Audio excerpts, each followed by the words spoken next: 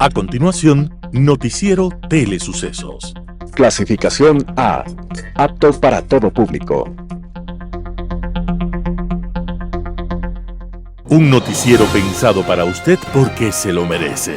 Nos acercamos a la realidad desde diferentes perspectivas. Noticiero Telesucesos. Primera parte del Noticiero Telesucesos con las noticias más importantes del día.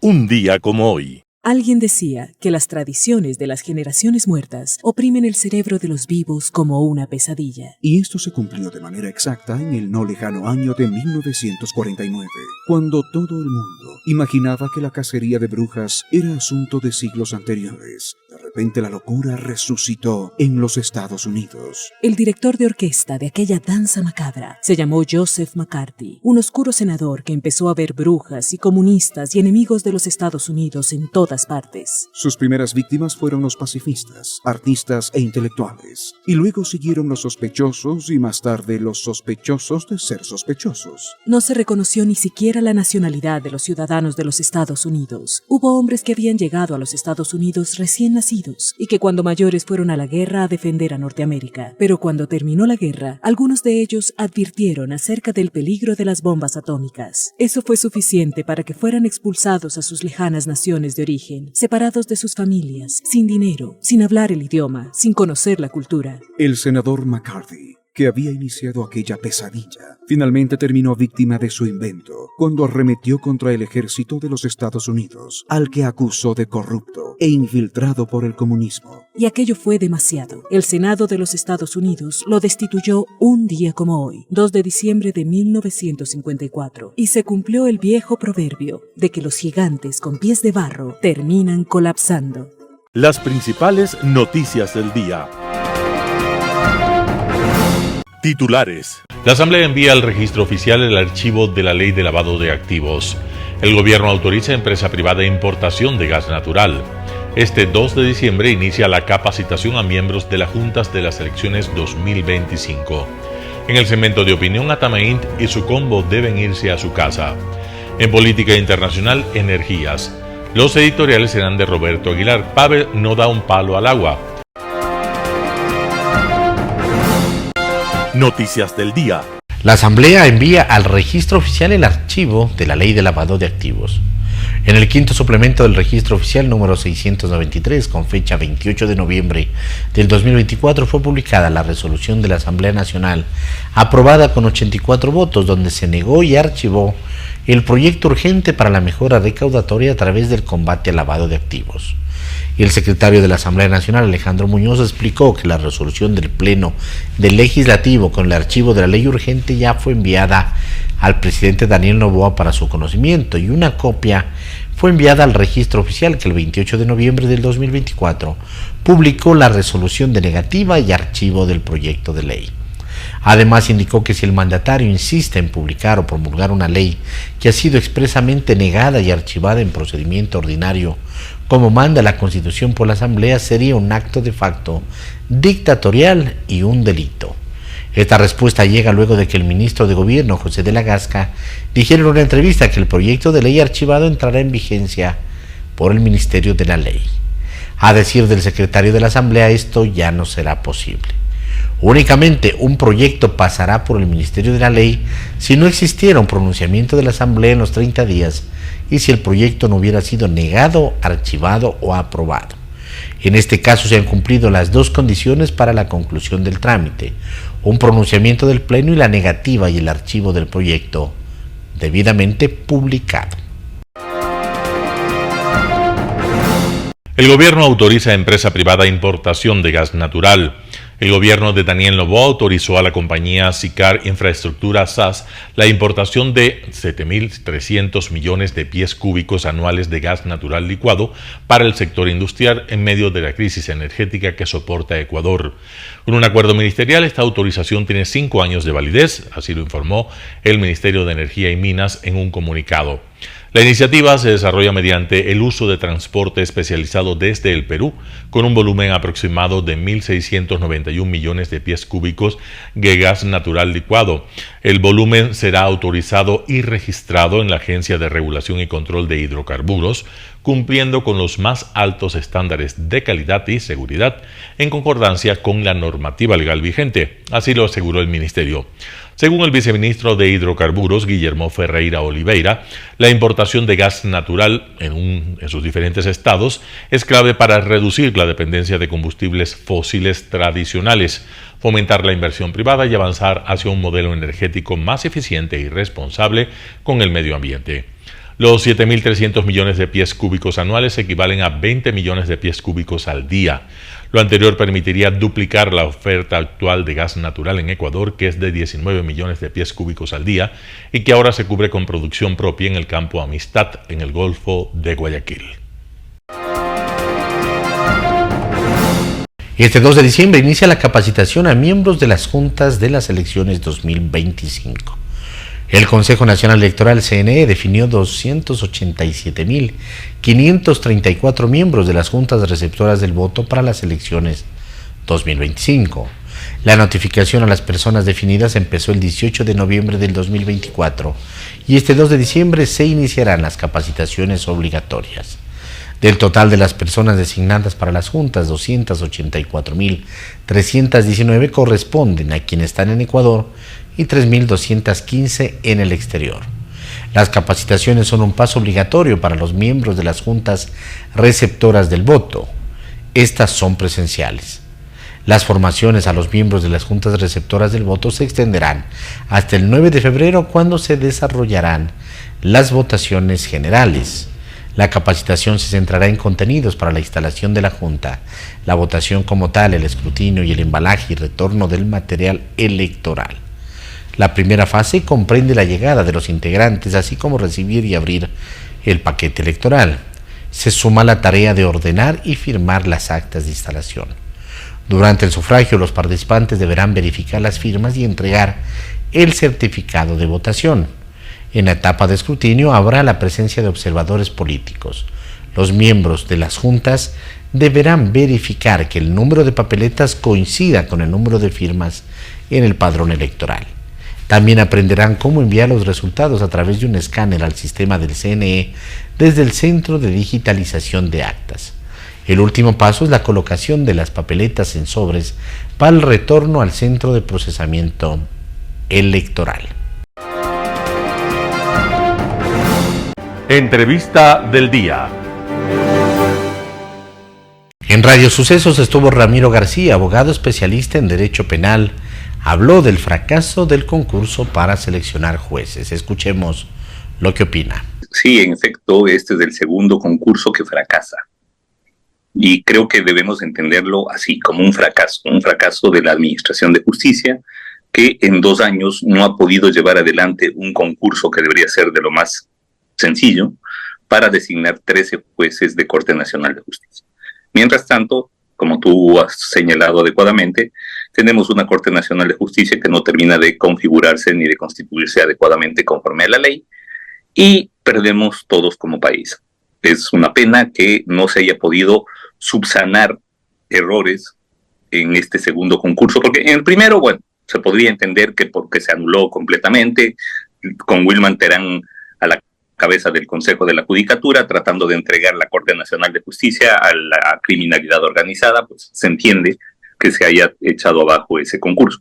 Pero en este segundo concurso, si se detectaron errores en fase de méritos, tenían que haber subsanado esos errores nomás. Igual, cuando se detectaron falencias en sede de pruebas de confianza, lo que hicieron es retrotraer el concurso, volvieron a hacer esa fase de pruebas de confianza, inclusive con asistencia internacional, y luego de eso, pues, seguir adelante. Pero una vez subsanado el problema de las pruebas de confianza, en lugar de continuar con la fase de oposición, anularon todo y nos dejaron literalmente a foja cero. ¿Tú crees que era sanable todo lo que pasó en este concurso? Sin duda.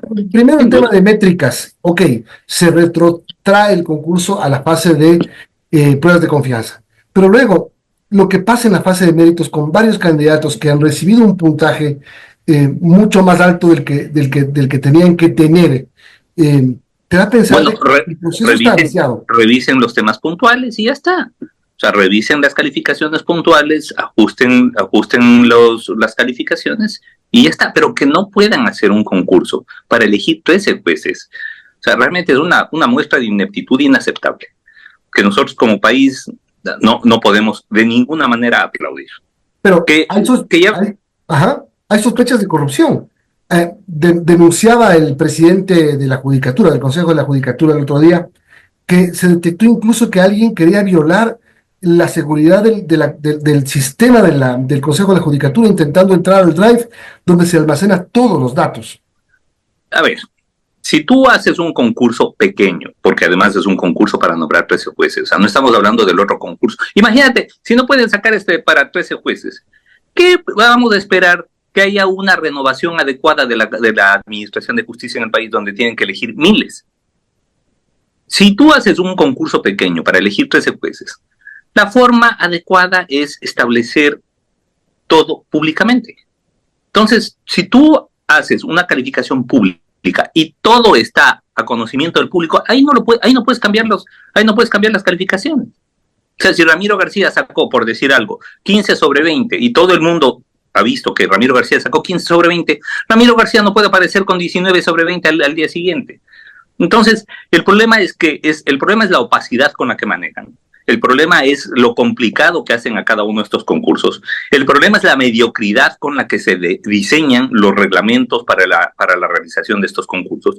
Y otro gran problema es que los vocales, de una u otra manera, han cedido, han delegado a los funcionarios de segundo y tercer orden todo el manejo administrativo de los concursos.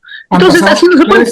Tres presidentes del Consejo de la Judicatura, varios vocales y 2 concursos fracasados. Y estamos en el mismo lugar en donde estábamos en diciembre de 2022. Es decir, son 2 años perdidos, 2 concursos perdidos, y no solamente el tiempo perdido, los recursos perdidos, el recurso humano que se ha utilizado para este tema, los recursos económicos que se han destinado, todo ese presupuesto, alguien debería responder. Todo esto nos hace pensar, Ramiro, que en el país no se puede hacer un concurso tan simple que se debería tomar en cuenta para el tercer concurso para ver si esa tercera es la vencida. Mira, Verónica, yo creo que en el país sí se puede, y de hecho se ha hecho concursos adecuadamente. Mira la Corte Constitucional.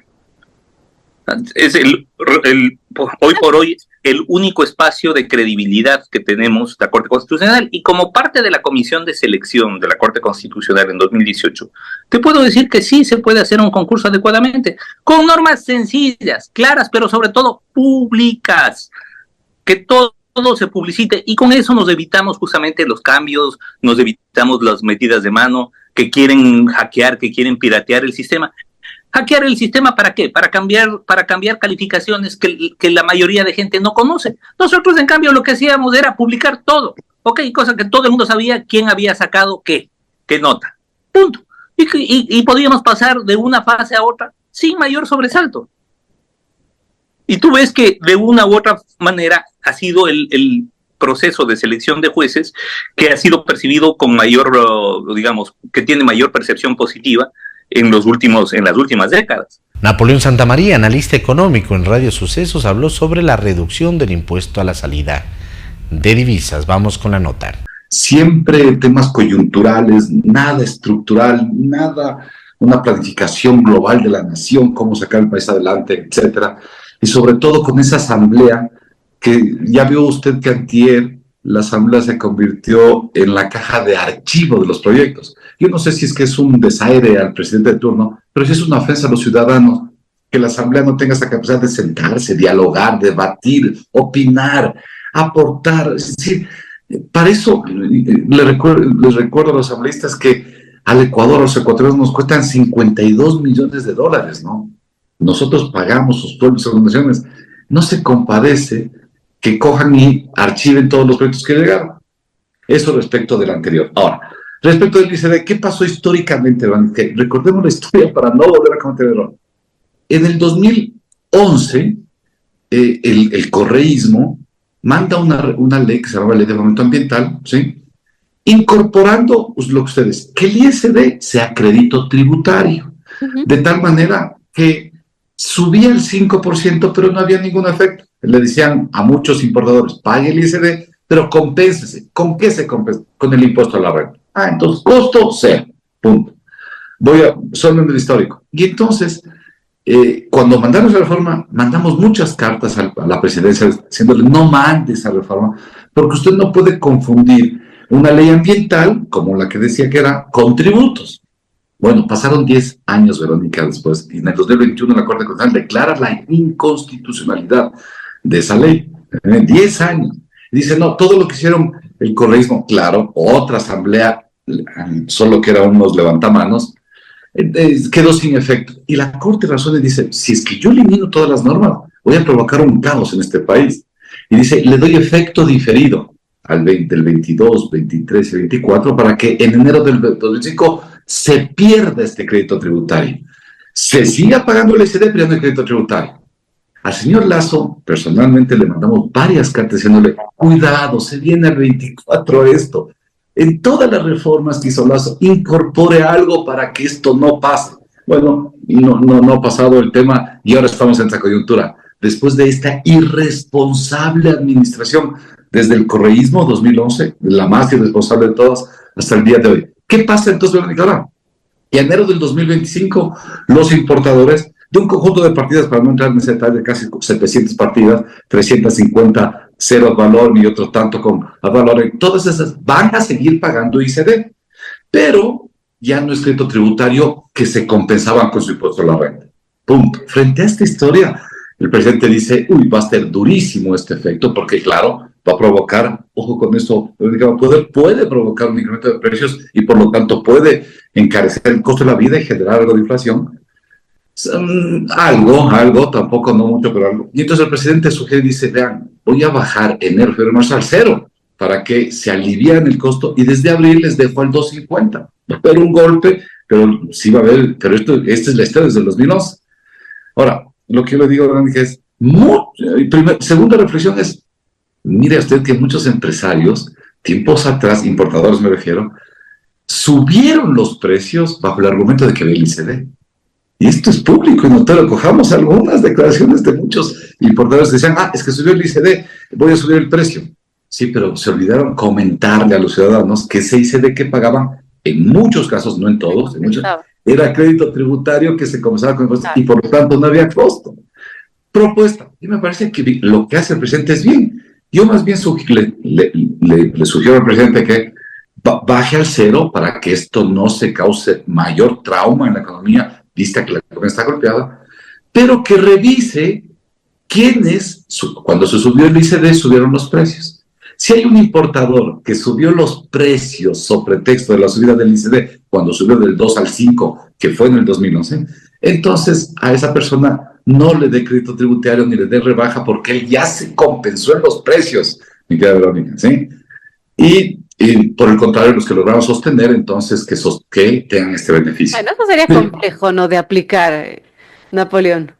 De complejísimo, pero para eso tenemos algo que se llama Superintendencia de Poder y Control de Mercado, ¿no? Que tendría todas las estadísticas de dónde está, etc.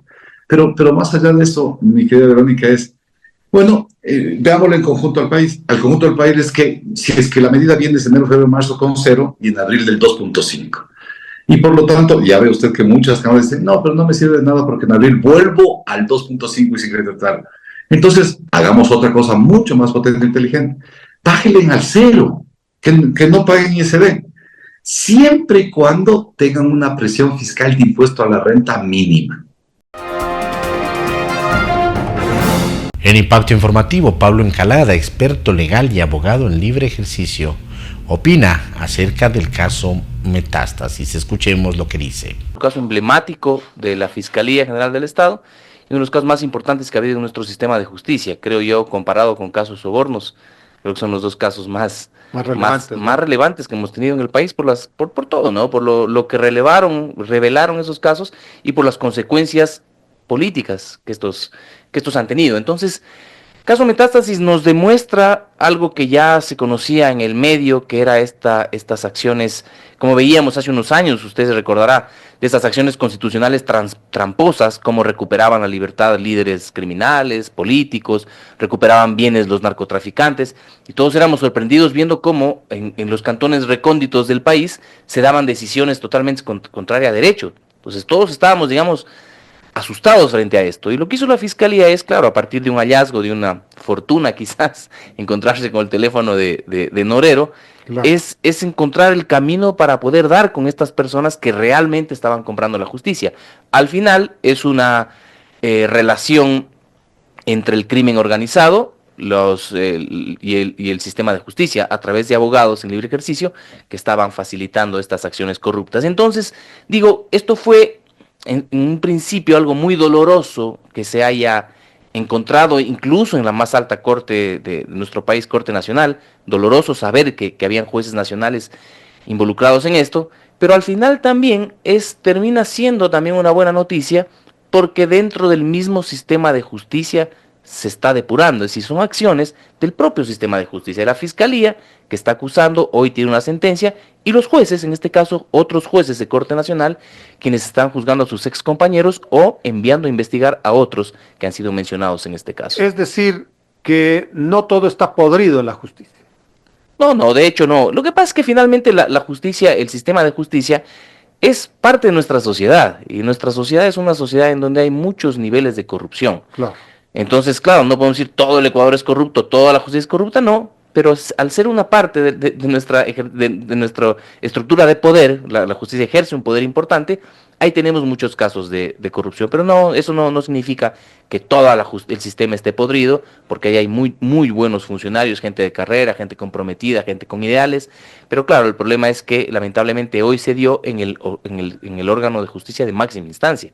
Eso es lo que realmente preocupa. Un panorama de noticias para su estatura intelectual.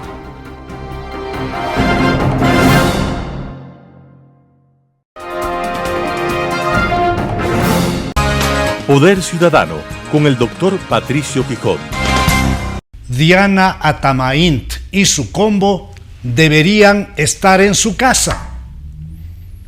El 20 de noviembre del 2024, los 5 miembros del Consejo Nacional Electoral cumplieron el periodo de 6 años para el cual fueron designados, por lo que su destino era salir del organismo y ser reemplazados por los consejeros suplentes, mientras el Consejo de Participación Ciudadana y Control Social designe nuevos titulares. El artículo 218 de la Constitución establece claramente que el CNE se integrará por 5 consejeros principales y 5 suplentes, quienes ejercerán sus funciones por 6 años y se renovarán parcialmente cada 3 años, 2 miembros en la primera ocasión y 3 en la segunda. La referida disposición constitucional no se ha cumplido por la irresponsable acción del Consejo de Participación Ciudadana y Control Social, mamotreto que siempre ha estado al servicio de intereses políticos y del gobierno de turno. La crisis institucional que mantiene al Ecuador enredado en medio de intereses de poderes reales y hasta de grupos mafiosos ha determinado que nadie cumpla con lo establecido por la legislación y el marco constitucional sea apenas una referencia general a la que se violenta y pisotea cada vez que les conviene. El concurso para la renovación de los vocales del CNE lleva más de 3 años. En el mes de noviembre del año 2021, 2 de los 5 consejeros debían ser reemplazados, pero eso no ocurrió. En noviembre del año en curso, los 5 integrantes del organismo electoral, Diana Atamaint, Enrique Pita, José Cabrera, Estela Cero y Mónica Nájera, tenían que ir a su casa. Para el CPCCS, para que éste proceda al reemplazo de los consejeros electorales, tiene que designar una comisión ciudadana de selección de la que hasta el momento están nombrados 2 de la ciudadanía y 2 de las funciones del Estado ejecutiva y de transparencia, faltando el delegado de la Asamblea Nacional. Más allá de la norma constitucional, los intereses vuelven a marcar el camino para eludir la ley y continuar prorrogando funciones a un grupo de consejeros cuya legitimidad está gravemente cuestionada. La presidenta del CNE, Diana Tamaín, se adelantó declarando a los medios diciendo, abro comillas, nuestro trabajo como Consejo Nacional Electoral es avanzar en el cumplimiento del calendario electoral para los comicios del 9 de febrero del 2025. Cierro comillas. Los consejeros electorales suplentes Cristina Cronfle, Mónica Noriega y José Merino intentaron hace pocos días detener la prórroga de los 5 vocales principales con una manifestación pública. Intentaron ingresar al edificio del CNE en Quito, siendo impedidos por la fuerza pública. La continuidad de Atamaín, Pita, Cabrera, Acero y Nájera en el CNE está ahora avalada por la Procuraduría General del Estado, organismo que ha respondido a una consulta realizada por los consejeros interesados en atornillarse en el cargo, respondiéndoles desde la Procuraduría que las autoridades del CNE deben permanecer en sus cargos hasta ser reemplazados legalmente. Esos 5 consejeros que disfrutan de altos cargos y megasueldos no advierten que también pueden ser legalmente reemplazados por sus suplentes, quienes precisamente han presentado una acción en la Corte Constitucional pidiendo un seguimiento de cumplimiento del dictamen emitido en el año 2019, donde se estableció de manera clara y definitiva que los periodos de los consejeros son inalterables. Global Hoy con Alan Carden. Energías. Posiblemente el tema más importante para la economía y la viabilidad del futuro del mundo gira en torno a la provisión y origen de la energía necesaria para abastecer a una civilización global cuya avidez por esta es la constante más visible hoy, con la certeza de una demanda que seguirá creciendo sin un límite a la vista. Este crecimiento se produce por varios factores que presionan la demanda hacia arriba, tecnológicos en gran medida, al requerirse ingentes cantidades de energía en los campos informáticos que han aumentado exponencialmente en los últimos 25 años y que se anuncia seguirán creciendo ante las perspectivas que se abren hacia la inteligencia artificial. Ya hoy la energía requerida para la minería de criptomonedas, por cada granja dedicada a esta actividad, se consume la energía que requiere una ciudad pequeña. Esta actividad en 2022 consumió 110 terawatts por hora, equivalente al 0.5% de la producción mundial de energía. Y la inteligencia artificial para ese mismo año consumió 440 terawatts hora, el 2% de la energía producida.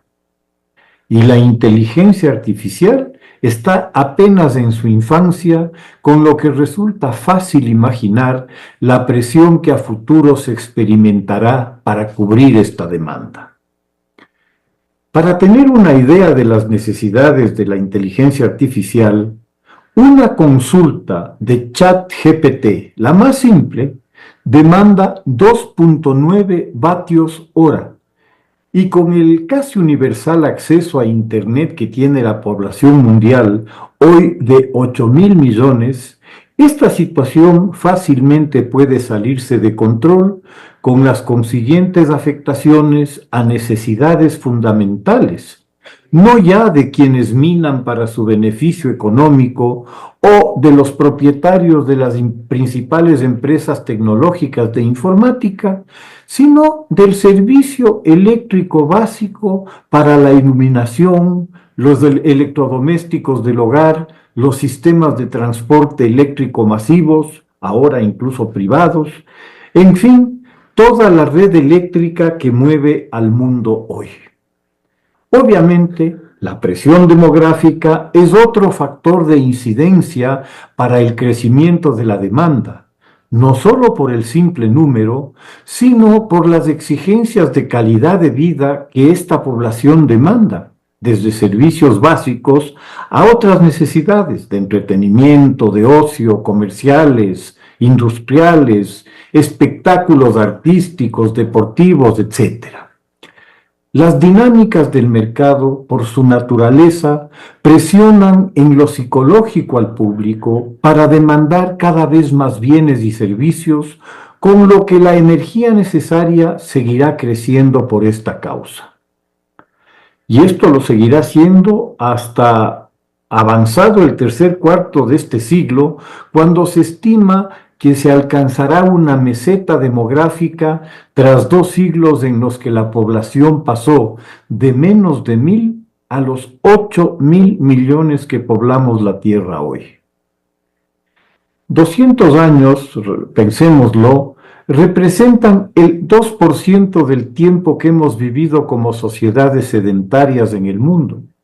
Y en ese 2% hemos consumido el 98% de la energía que hemos producido en ese tiempo o incluso más.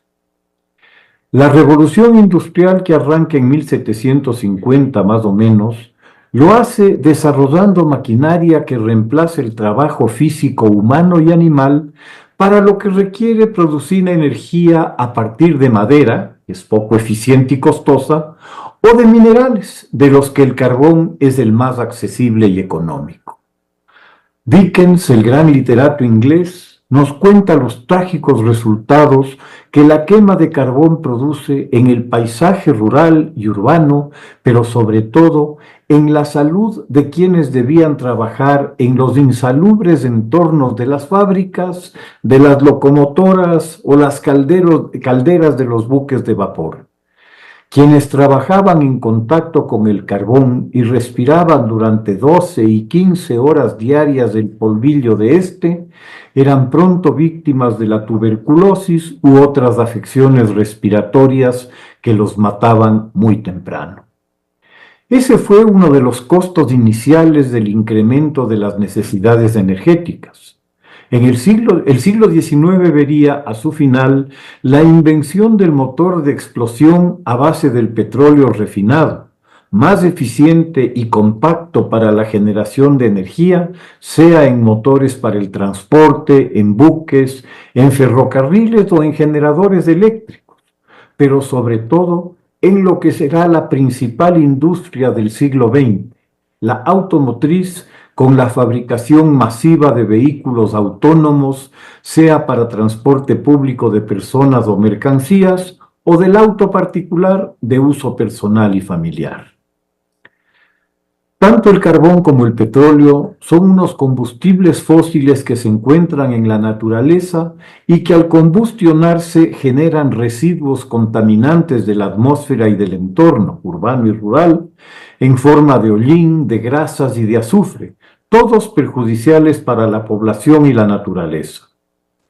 Vemos entonces cómo un proceso que ha contribuido a una superior oferta de bienes y servicios y de la calidad de vida de miles de millones en todo el planeta, ha causado también un problema de grandes dimensiones por contaminación y calentamiento global, amenazas serias de cara al futuro humano.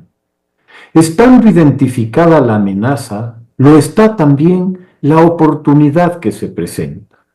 Si la amenaza viene por el consumo de combustibles fósiles, es obvio que su disminución y eventual eliminación son pasos que deberán darse para detener el deterioro ambiental. El problema está en la dimensión de la dependencia que tenemos respecto de estos combustibles y de los intereses, desde las empresas que los producen a los países que dependen de estos como su principal y a veces única fuente de ingresos para seguir explotándolos. Y estos intereses son muy fuertes y poderosos. La oportunidad está en la producción de unas energías alternativas, de las que algunas se han desarrollado mucho ante la realidad que se ha notado. La energía solar ha tenido un desarrollo notable, al igual que la eólica, con el inconveniente de sus discontinuidades por su naturaleza. La energía geotérmica tiene igualmente excelentes perspectivas, como lo demuestra Islandia, que obtiene buena parte de su electricidad de esa fuente.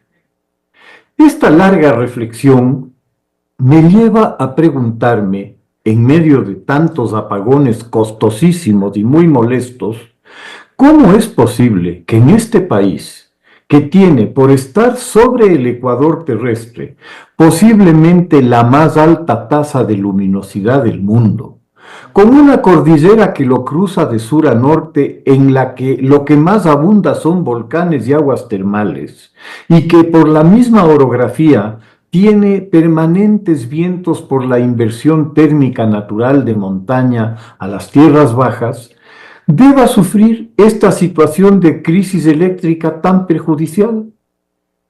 La infamosa catalogación de estratégica a la generación de energía se revela como un desastroso y muy costoso error, además de una fuente de corrupción que, a más de paralizar al país, le ha costado una fortuna en pillerías. Como que es urgente liberar las fuerzas productivas, eliminando cualquier traba burocrática para quien quiera generar energía limpia, incluso la de permisos de ninguna naturaleza, que en lo que se convierten es en oportunidades de chantaje y de abuso por delincuentes que pasan por funcionarios públicos. El verdadero acto de sabotaje contra el país y su futuro está en una mentalidad retrógrada que pretende poner en manos de un Estado inoperante el futuro del país y de su gente.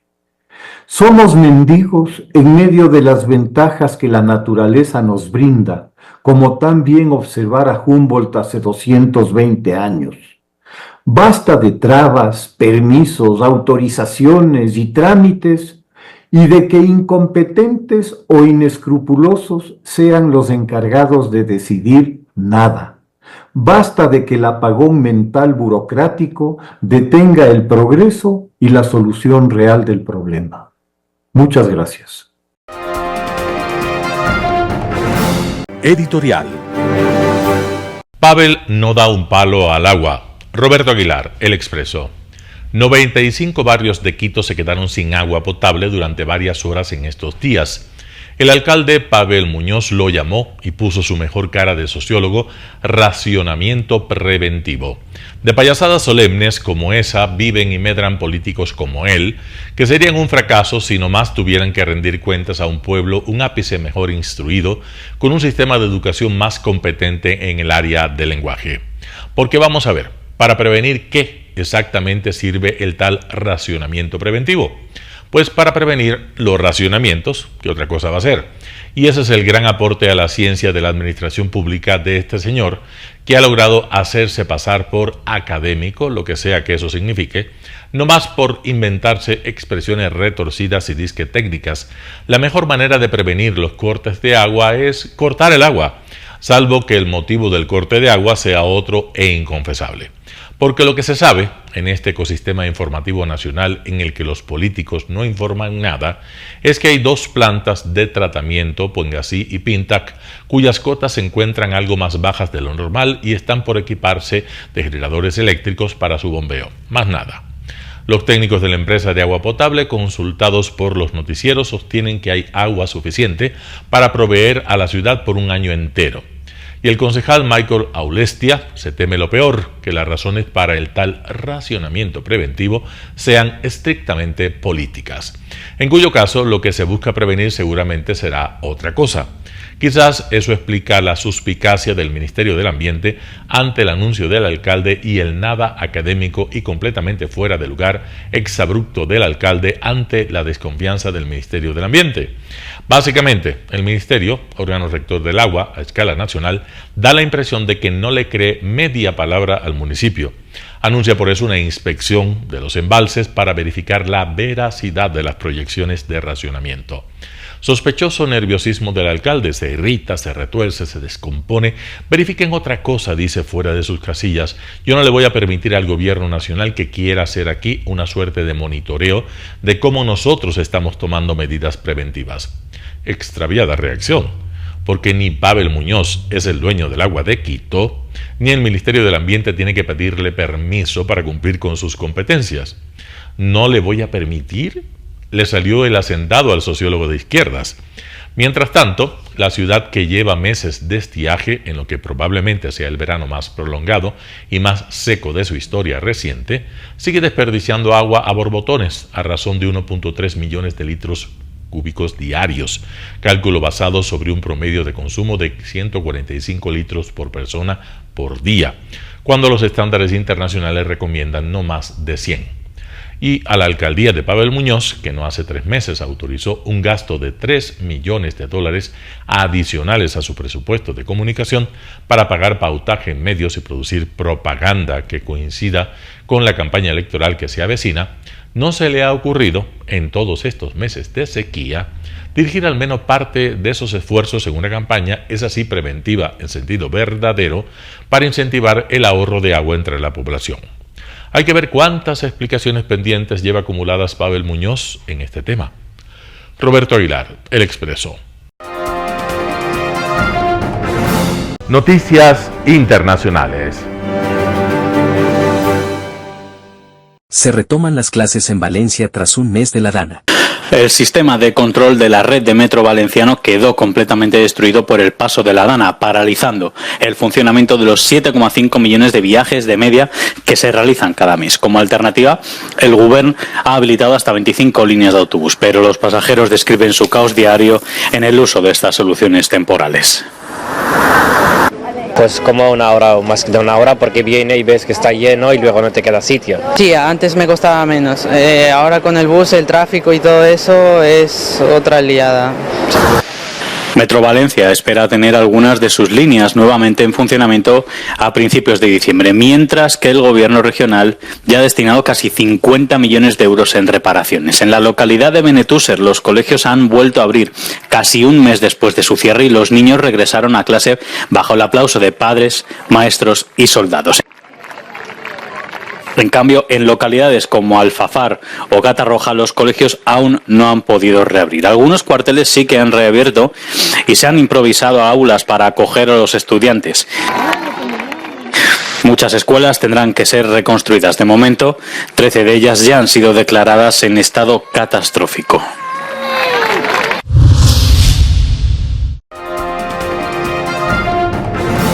Keir Starmer desvela sus planes para cambiar el sistema de inmigración británico tras el récord de llegadas.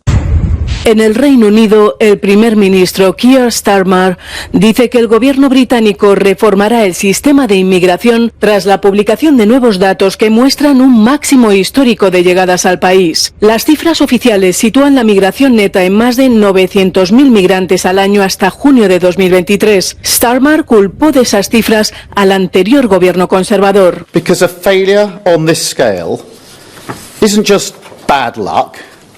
It isn't a global trend or taking your eye off the ball. No, this is a different order of failure. This happened by design, not accident. Policies were reformed deliberately to liberalise immigration. Brexit was used for that purpose, to turn Britain into a one-nation experiment in open borders. Keir Starmer dijo que su gobierno planea revisar el sistema de inmigración basado en puntos, introducido por los conservadores en 2021 después del Brexit. Ese sistema otorga puntos por habilidades y calificaciones específicas a quienes solicitan un visado de trabajo.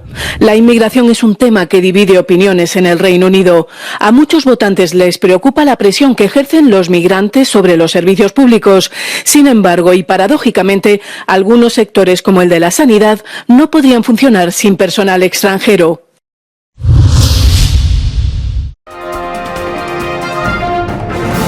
Georgia suspende las negociaciones de adhesión a la Unión Europea hasta finales de 2028. Georgia suspende las negociaciones de adhesión a la Unión Europea hasta 2028. El primer ministro georgiano, Irakli Kovackice, aseguró que queda congelada su solicitud de ingreso a la Unión Europea. Añadió que las relaciones entre Georgia y la UE son bilaterales y solo pueden ser bilaterales. Este anuncio se produce después de que el Parlamento Europeo haya pedido una repetición de las elecciones de Georgia en un año y haya votado una resolución de condena este jueves. Mientras critica al partido del gobierno sueño georgiano por el declive democrático del país, la resolución se refiere a graves violaciones electorales, incluida la intimidación y acoso a los votantes, manipulación de los votos e interferencia con los observadores electorales y los medios de comunicación. Los eurodiputados instan a la comunidad internacional a no reconocer los resultados. El mismo día, el Parlamento georgiano ha aprobado su nuevo Consejo de Ministros, mientras que Irakli Kovackice seguirá ejerciendo como primer ministro. La votación tuvo lugar en una cámara medio vacía. La oposición se niega a participar porque no reconoce la legitimidad del nuevo Parlamento de Georgia. Close the vote, please.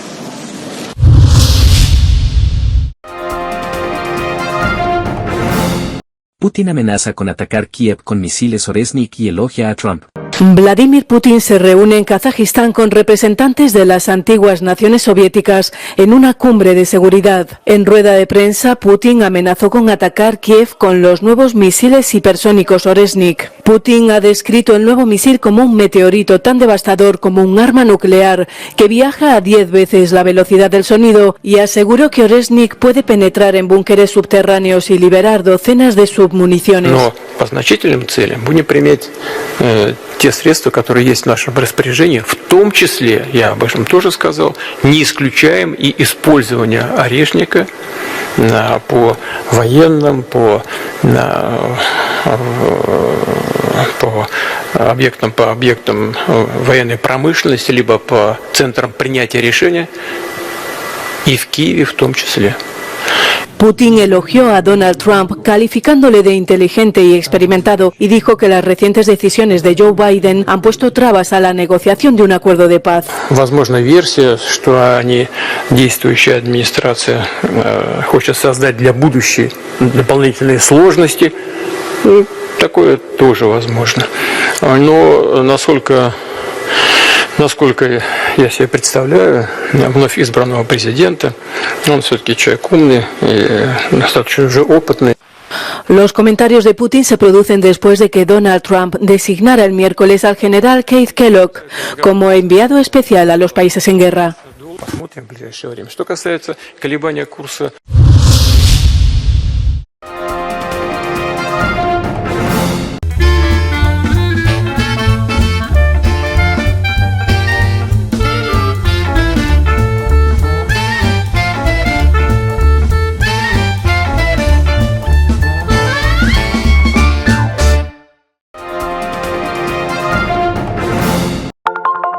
Telesucesos, Canal 29 UHF de la ciudad de Quito.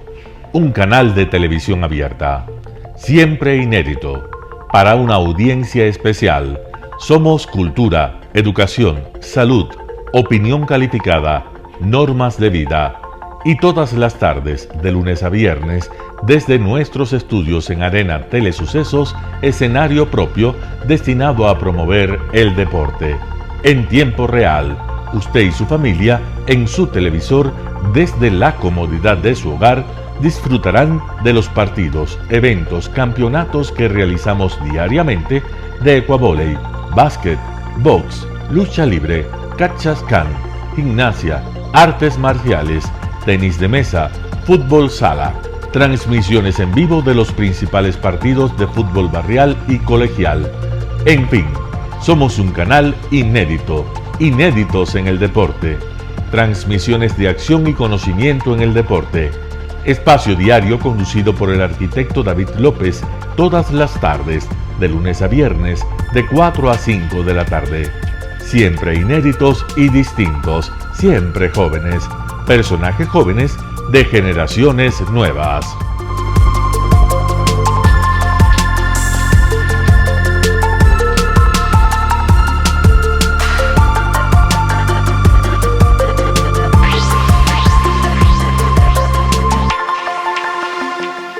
El término arena dejó tiempo atrás de ser sinónimo de muerte.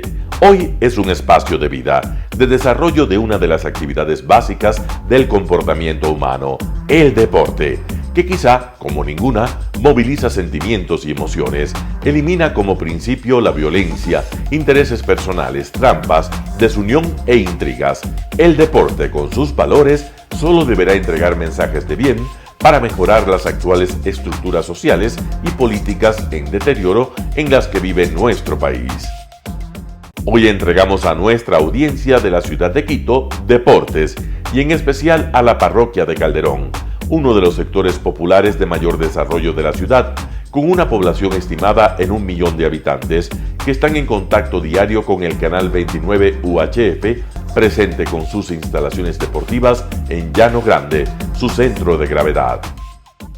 Telesucesos, desde nuestro estudio principal y en el de Arena Telesucesos, es el único medio de televisión que transmite de lunes a viernes 4 horas diarias de diversos eventos y novedades deportivas: el ecuavóley, básquet, tenis de mesa, halterofilia, taekwondo, esgrima, box, cachascán, gimnasia olímpica. Pueden ser observados en Canal 29 UHF y en todas las redes sociales en su televisión, sin ningún costo, desde la comodidad de su hogar, en nuestro canal y en las redes sociales.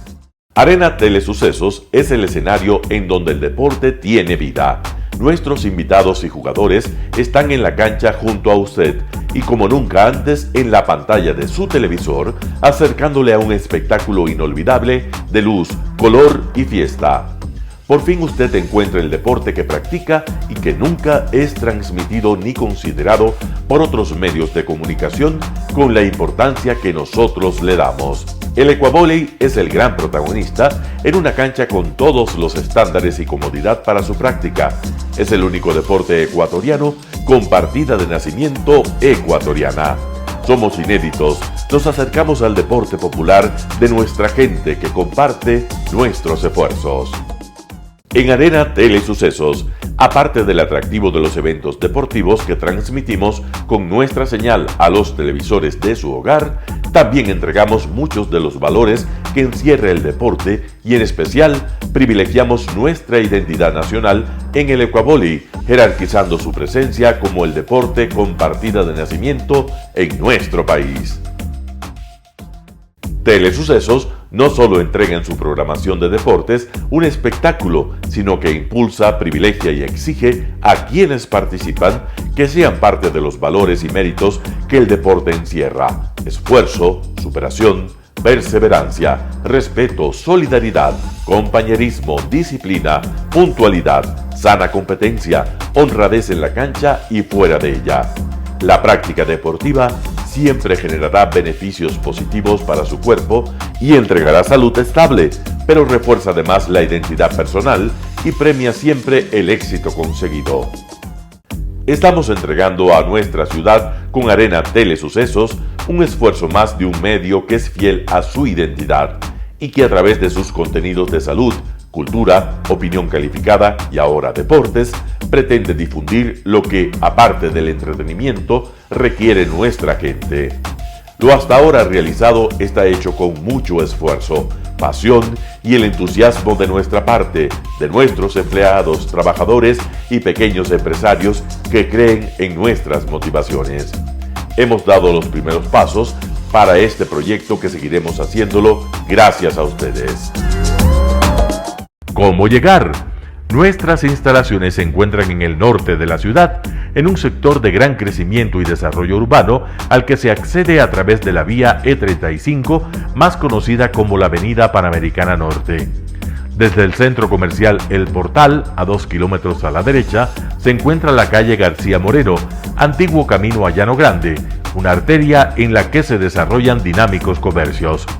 Junto al centro comercial Ciudad Alegría, a 100 metros, hemos llegado a nuestras instalaciones, Arena Telesucesos, la cancha del Ecuavoley.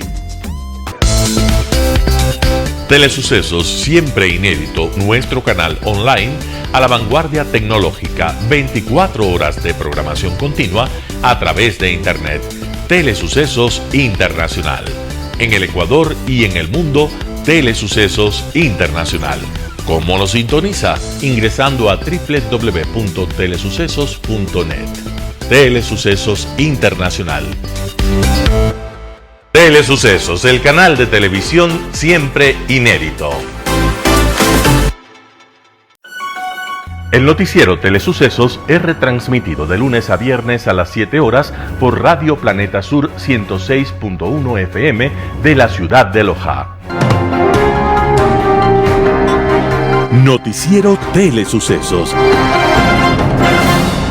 Las opiniones vertidas en este espacio por la producción y dirección del programa son de exclusiva responsabilidad de sus autores y de quienes intervienen en ellos.